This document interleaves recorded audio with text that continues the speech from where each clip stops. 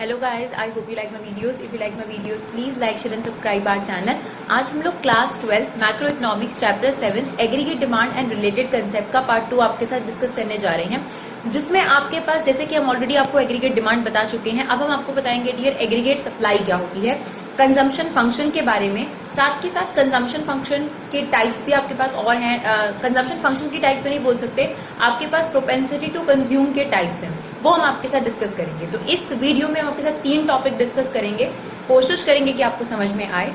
चलिए देखिए, सबसे पहले बात करते हैं एग्रीगेट सप्लाई की। तो एग्रीगेट सप्लाई क्या होती है डियर? जिस तरीके से डिमांड जो है वो कस्टमर के पॉइंट ऑफ व्यू से है कि पूरी कंट्री में आपके पास, आप लोग ये पढ़ चुके हैं कि जो मैक्रो है वो आपके पास इकोनॉमी एज अ होल की बात करता है, राइट। अगर हम माइक्रो की बात कर रहे थे तो वो एक इंडिविजुअल सप्लायर या एक इंडिविजुअल कस्टमर की बात करता है, या एक फर्म की बात करता है, एक इंडस्ट्री की बात करता है। लेकिन जब आप आ जाते हैं मैक्रो इकोनॉमिक्स में तो हम बात करते हैं सभी कस्टमर्स की। तो जो सभी कस्टमर्स की डिमांड थी, चाहे वो डोमेस्टिक थे चाहे वो इंटरनेशनल थे, that is what aggregate demand, right. Now what is aggregate supply? जितने भी प्रोड्यूसर्स आपकी इकोनॉमी में हैं वो एक साल के अंदर, क्योंकि एग्रीगेट सप्लाई हर साल निकाली जाती है, एग्रीगेट सप्लाई कुछ और नहीं है डियर, आपकी नेशनल इनकम ही होती है एग्रीगेट सप्लाई, जो कि आप ऑलरेडी पढ़ चुके हैं। तो it refer to the money value of final goods and services that all the producers are willing to supply. अगर आपने माइक्रो पढ़ी है तो उसमें भी ऐसे ही होता था ना कि सप्लाई क्या होती है, जो एक प्रोड्यूसर्स अपनी विलिंगनेस से सप्लाई करने को तैयार है।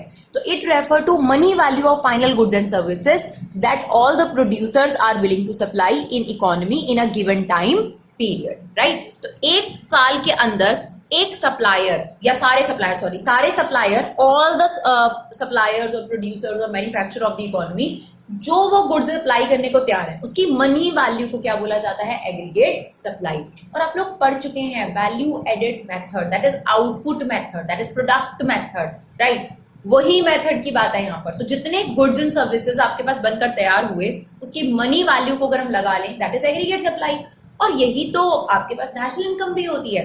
तो दैट इज व्हाट इनकम, इसीलिए हमने लिखा है इनकम ब्रैकेट में एग्रीगेट सप्लाई। यानी आप एग्रीगेट सप्लाई की जगह पूरे चैप्टर में या पूरे यूनिट में इनकम का इस्तेमाल कर सकते हैं, because both are basically same.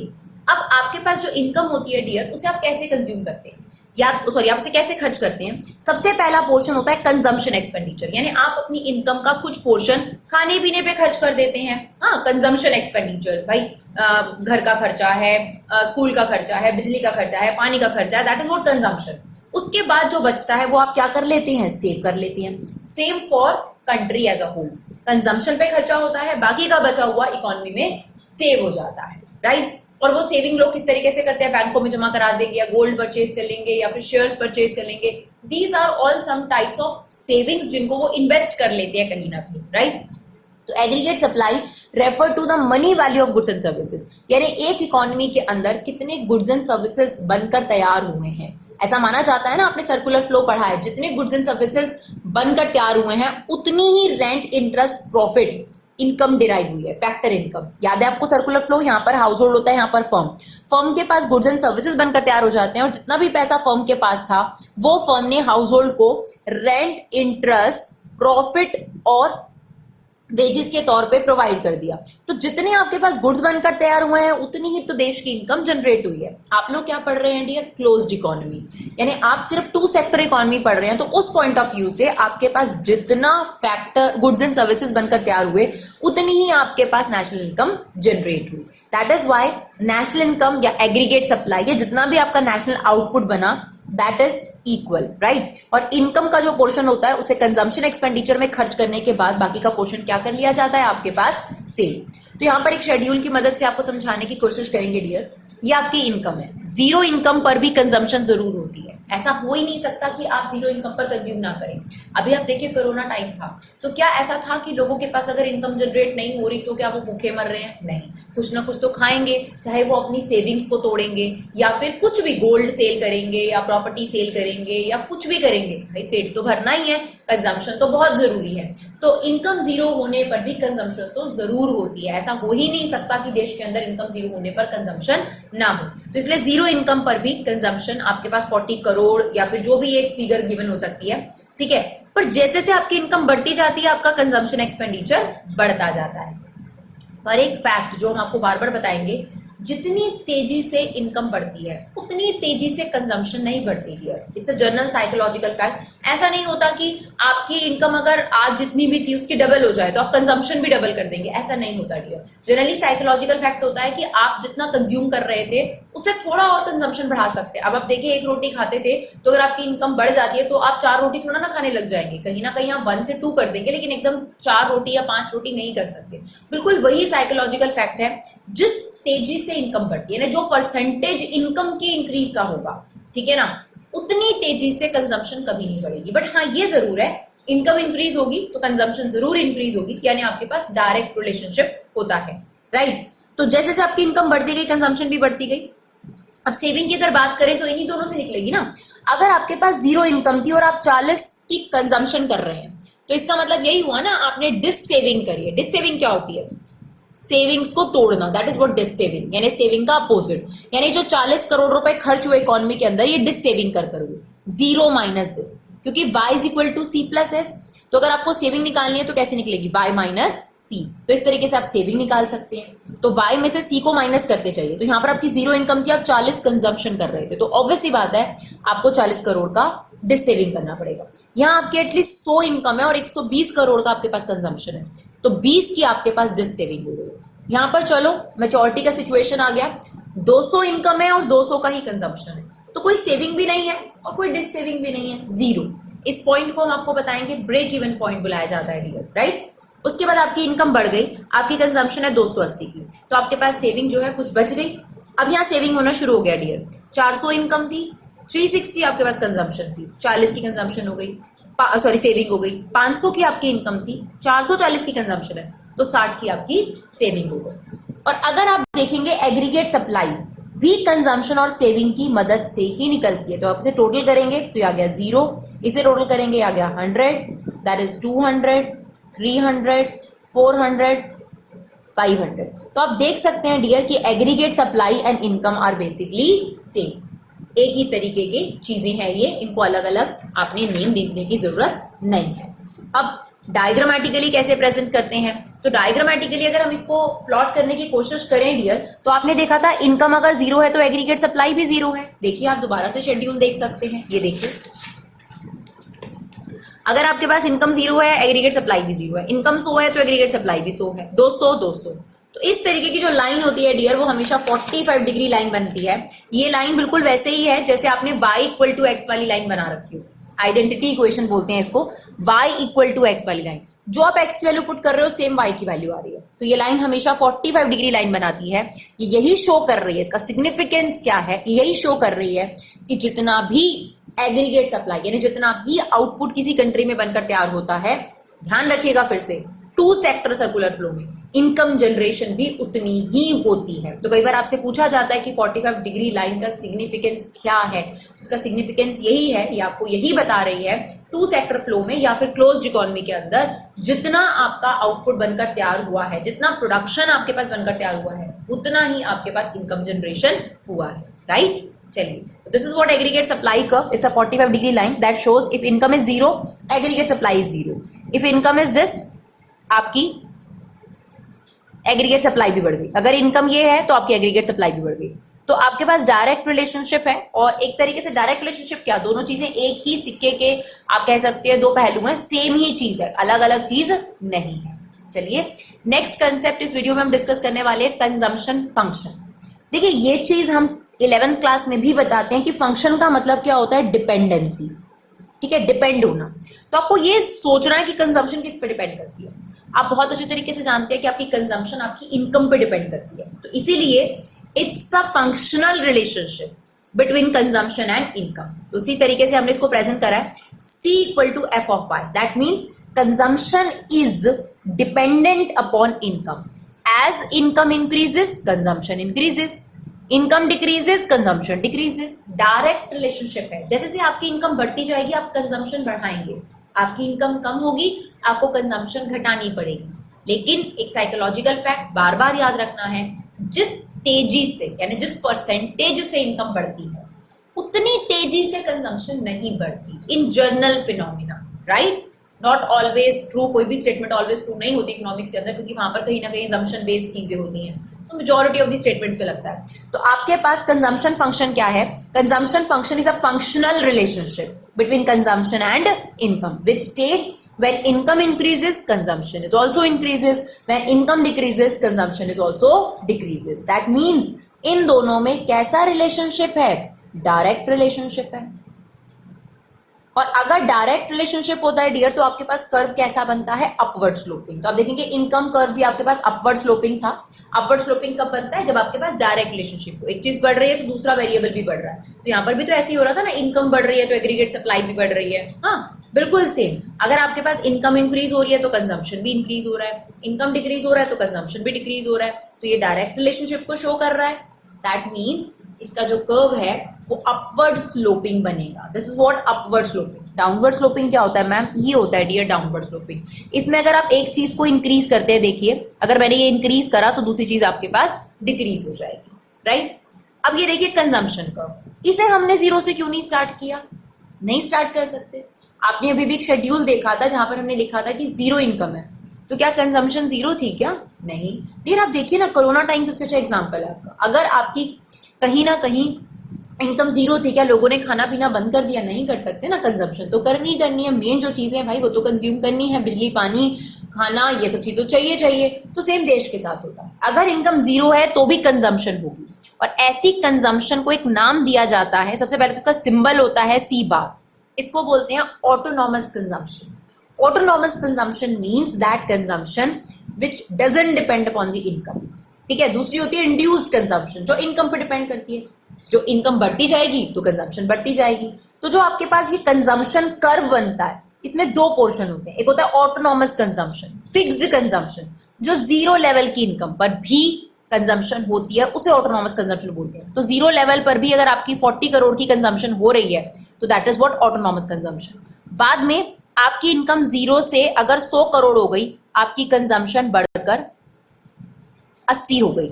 अगर आपकी 200 करोड़ इनकम हो गई तो आपकी कंजम्पशन और बढ़ जाएगी। तो यहां पर आप देखिए आपकी कंजम्पशन बढ़ती जा रही है अगर आपकी इनकम बढ़ रही है। ये वाली जो कंजम्पशन है इसे बोलते हैं इंड्यूस्ड कंजम्पशन। यानी कंजम्पशन में हमेशा दो पार्ट होंगे, एक ऑटोनॉमस कंजम्पशन, फिक्स्ड कंजम्पशन, जो जीरो लेवल इनकम पर भी होती है। और क्योंकि जीरो लेवल इनकम पर भी कंजम्पशन होती है इसलिए जीरो से स्टार्ट नहीं हो सकता। यानी ये फैक्ट कभी ट्रू नहीं है कि जीरो इनकम पर कंजम्पशन जीरो, ये पॉसिबिलिटी ही नहीं है। जब ये पॉसिबिलिटी ही नहीं है तो ये कब यहां से स्टार्ट हो ही नहीं सकता, है ना। ये 0,0 वाला पॉइंट होता है। तो 0,40 वाला पॉइंट यहां से प्लॉट हुआ, और जैसे जैसे इनकम बढ़ती गई आपकी कंजम्पशन बढ़ती गई। तो ये consumption curve upward sloping that shows there is a direct relationship between income and consumption, right. अब हम आपको इनकम कर्व बता चुके हैं, that is aggregate supply curve, right. Aggregate supply curve और इनकम कर्व एक ही बात है। और कंजम्पशन कर्व बता चुके हैं। अब हम इन दोनों को साथ में पढ़ेंगे और उनके रिलेशनशिप को देखने की कोशिश करते हैं। तो डियर देखिए, ये रही आपकी इनकम कर्व या aggregate supply curve, that is a 45 degree line, और ये रही आपकी कंजम्पशन कर्व, ठीक है। अब यहां पर क्या शो हो रहा है इसको समझने की कोशिश करते हैं। यहां पर आप कंजम्पशन दिखा सकते हैं, यहां पर इनकम। ये वाला पोर्शन क्या दिखा रहा है? ये जो पोर्शन है आप देखिए, ध्यान से देखिएगा, ये वाले पूरे पोर्शन में, यानी आप कह सकते हैं ई पॉइंट से ऊपर, ई पॉइंट से नीचे, सॉरी, ये सारा का सारा यहाँ कंजम्पशन अबव है इनकम से। यानी इस पूरे पोर्शन में consumption is greater than income.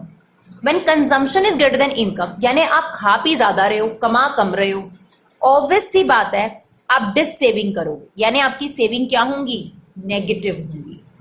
Now this point, यहां पर अगर दोनों का इंटरसेक्ट कर गए, इसका मतलब जितनी आपकी इनकम है आप उतना ही कंज्यूम कर रहे हैं। इस पॉइंट को बोला जाता है dear break even point, somehow balanced point या ब्रेक इवन पॉइंट। इससे आगे के जितने भी पॉइंट है आप देख सकते हैं इनकम कर्व ऊपर है और कंजम्पशन नीचे है, that means income is greater than consumption. तो ऐसे केस में आपके पास क्या होना शुरू हो जाएंगी? सेविंग्स होना शुरू हो जाएंगी, यानी आपकी सेविंग्स क्या हो जाएंगी? पॉजिटिव हो जाएंगी। That is the relationship between consumption and income. When consumption is greater than income, there is this saving. When the two curves intersect, income equal to consumption. When income is greater than consumption, there is a positive savings. Right? चलिए, एक और छोटा सा concept हम आपके साथ discuss कर रहे हैं इसी वीडियो के अंदर, that is propensity to consume. Propensity is a ratio somehow, ठीक है। क्या तरीका होता है आपके पास कंजम्पशन करने का, उसको दो कैटेगरी में डिवाइड करा गया प्रोपेंसिटी को। ठीक है ना। Propensity, average propensity to consume और marginal propensity to consume. Now what is average propensity to consume? Formula है कंजम्पशन अपॉन बाय। क्या डिपिक्ट करता है समझ नहीं आया, आपको बताते हैं। फॉर एग्जाम्पल इसका आंसर आपके पास आ रहा है 0.70। क्या डिपिक्ट करता है ये? अगर हम डेसिमल हटा दें, नीचे आ गया 100। इसका मतलब ये होता है डियर कि अगर आपकी 100 रुपए की इनकम है तो उसमें से 70 रुपए आप कंजम्पशन पे खर्च कर देते हैं, बाकी के 30 रुपए सेव कर लेते हैं। 100 रुपए में से 70 रुपए आप कंज्यूम कर लेते हैं। That is what this APC states. ठीक है, ये आपको क्या बताता है? कितना इनकम का पोर्शन, इनकम का कितना पोर्शन आप कंज्यूम कर लेते हैं, that is what APC stands for. ठीक है, अगर ये आपके पास 0.6 है, इसका मतलब ये है, देखिए या तो आप 100 से कंपेयर कर सकते हैं 1 रुपए से। इसका मतलब ये है कि अगर आपकी इनकम 1 रुपया होती है तो उसमें से 60 पैसे आप कंज्यूम कर लेते हैं, बाकी के 40 पैसे सेव कर लेते हैं, बट 1 रुपए में से 60 पैसे आप कंज्यूम कर लेते हैं। That is what APC stands for. यानी एपीसी आपको ये बताने की कोशिश कर रही है आप अपनी इनकम का कितना पोर्शन, एग्जैक्टली कितना पोर्शन जो है वो इनकम का पोर्शन कंजम्पशन पे खर्च कर देते हैं, और बचा हुआ पोर्शन ऑब्वियसली आप सेविंग पे खर्च करेंगे, जिसके बारे में हम पढ़ेंगे एपीएस, राइट। अब देखिए आपके पास ये कंजम्पशन कर्व सीखा है हम लोगों ने। अगर हमें एपीसी को प्लॉट करना है तो कैसे प्लॉट करेंगे? This is your OY1 income और ये रही आपकी कंजम्पशन। तो अगर हमें एपीसी प्लॉट करना है, एपीसी होगा आपके पास OC1 अपॉन OY1, यानी इतनी इनकम पर आप कितना कंज्यूम कर रहे हो, बस आपको वो दिखाना होता है और कुछ नहीं है। That is what APC. अब डियर एपीसी के बारे में बहुत सारे क्वेश्चंस एग्जाम में पूछे जाते हैं, खास तौर पर 1 मार्कर। तो एपीसी के बारे में ये फैक्ट्स आपको पता होना चाहिए, इंपॉर्टेंट पॉइंट्स। एपीसी कभी जीरो नहीं होती। रीजन चाहिए मैम? बिल्कुल, क्योंकि कंजम्पशन जीरो नहीं होता। कोई भी आंसर तभी जीरो होता है जब न्यूमरेटर जीरो हो। आपने पढ़ा है अभी अभी कि अगर इनकम जीरो हो तो भी कंजम्पशन जीरो नहीं होती, तो कभी न्यूमरेटर जीरो होगा नहीं, तो एपीसी कहां से जीरो हो सकती है? तो APC can never be zero. Secondly, APC कभी नेगेटिव नहीं होगी। सेम रीजन, कंजम्पशन कभी नेगेटिव नहीं होगी। Savings can be negative but consumption कभी नेगेटिव नहीं होती। जब जीरो ही नहीं होती तो नेगेटिव तो बहुत दूर की बात है ना डियर, तो नेगेटिव नहीं होती। एपीसी की वैल्यू 1 बिल्कुल हो सकती है। कब? जितना आप इनकम ले रहे थे उतना आप कंज्यूम कर लो। ऐसा पॉसिबल है ना डियर? अगर पुअर पीपल है, जितना वो कमा रहा है अभी उसकी कमाई उतनी ही है कि वो अपनी भूख मिटा सकता है, सेविंग तो बहुत दूर की बात है। तो वो जितना इनकम कमा रहा है उतना ही वो कंजम्पशन पे खर्च कर देगा। तो इट इज पॉसिबल कि इनकम और सेविंग आपस में इक्वल हो। जब आपके पास इनकम और सेविंग इक्वल होंगे तो एपीसी आपके पास 1 हो जाएगी। ठीक है, एपीसी जीरो नहीं हो सकती बिकॉज कंजम्पशन कभी जीरो नहीं होती। एपीसी नेगेटिव नहीं हो सकती बिकॉज कभी भी आपके पास सी नेगेटिव नहीं होगा। एपीसी 1 कब होती है? जब आपके पास इनकम कंजम्पशन के इक्वल होगा। एपीसी ग्रेटर देन 1 भी हो सकती है, बिल्कुल जी, वो तो डेफिनेटली पॉसिबल है। जब कंजम्पशन जो है वो आपके पास ज्यादा है इनकम से। हमने अभी भी आपको डायग्राम बना के दिखाया था, उसमें पॉसिबल है ना कि कंजम्पशन आपके पास इनकम से ज्यादा हो। जब कंजम्पशन ज्यादा होगी इनकम से तो आपके पास एपीसी ग्रेटर देन 1 होगी। यानी अगर हम इसे नंबर लाइन पे प्लॉट करें, जीरो तो इसकी वैल्यू नहीं होती, बट जीरो से आगे बढ़कर इसकी वैल्यू हो सकती है। यानी जीरो से आगे बढ़कर कोई भी वैल्यू इसकी हो सकती है। तो इसलिए हमने फाइनली कंक्लूड करा कि APC is greater than zero always. ठीक है ना, जीरो नहीं होता बट जीरो से ग्रेटर जरूर होता है। ठीक है, चलिए दूसरा एस्पेक्ट है आपके पास प्रोपेंसिटी टू कंज्यूम का, MPC, that is marginal propensity to consume. इसका फॉर्मूला है dear change in consumption upon change in income. अब ये क्या शो करता है?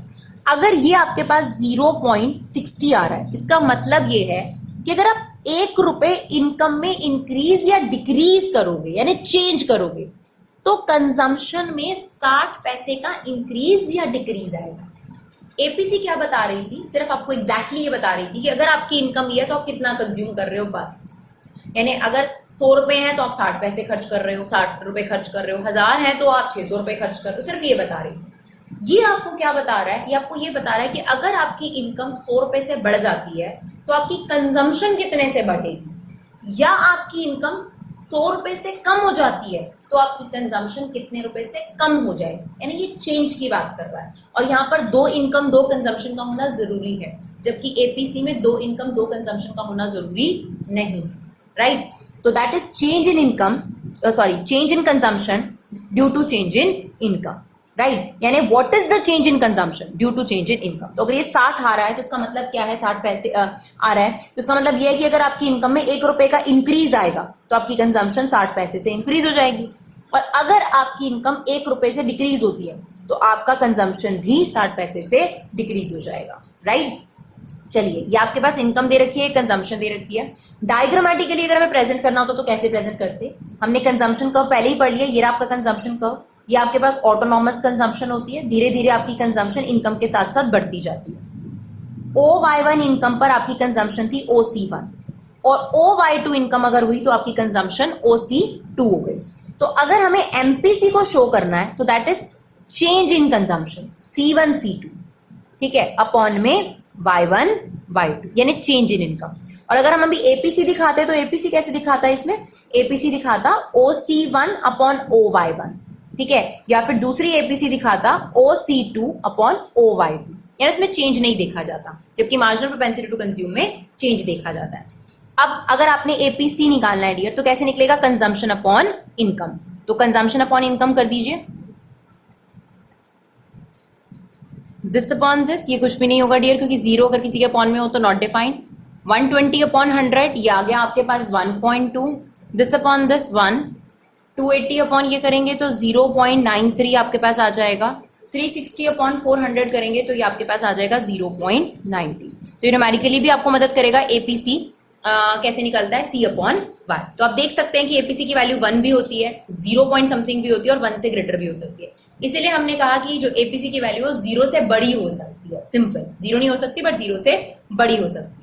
अब अगर हमें MPC निकालना हो तो MPC कैसे निकलता है, चेंज इन कंजम्पशन, पहला वाला तो as it is change in consumption upon change in income. तो इसमें कितने का चेंज आया डियर, 80 का, और इसमें आया 100 का, तो 80 अपॉन 100 दैट इज 0.80। सेम इसमें कितने का चेंज आया, 80, और इसमें 100 का, ये 0.80, सेम 0.80 0.80। यहाँ पर MPC सेम है, बट हम ये नहीं कहना चाहते हैं कि हमेशा ये सेम रहती है। इसकी वैल्यूज के बारे में हम आपके साथ डिस्कस करेंगे, क्या क्या इसकी वैल्यूज हो सकती हैं। तो देखिए, MPC can be 1, yes it can be 1, मतलब ये कब हो सकता है, जब किसी भी इंसान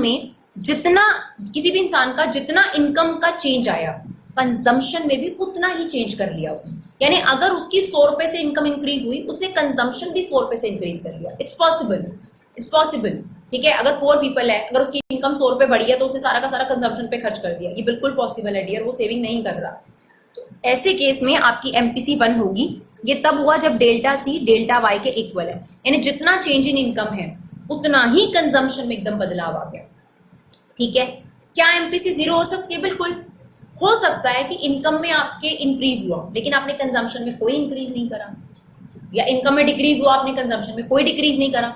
ऐसा कब होगा, जैसे एक एग्जांपल है, कोई रिच पीपल है, उन लोगों की ऑलरेडी कंजम्पशन फुलफिल्ड है, अगर उनकी इनकम और बढ़ जाती है तो उनको कंजम्पशन बढ़ाने की जरूरत लग भी नहीं रही है। हाँ, तो ऐसे केस में अगर आपका डेल्टा C 0 आ गया, यानी इनकम में तो इंक्रीज आया लेकिन कंजम्पशन में कोई चेंज नहीं आया, कंजम्पशन वहीं की वहीं है, तो ऐसे केस में आपका MPC 0 हो जाएगा।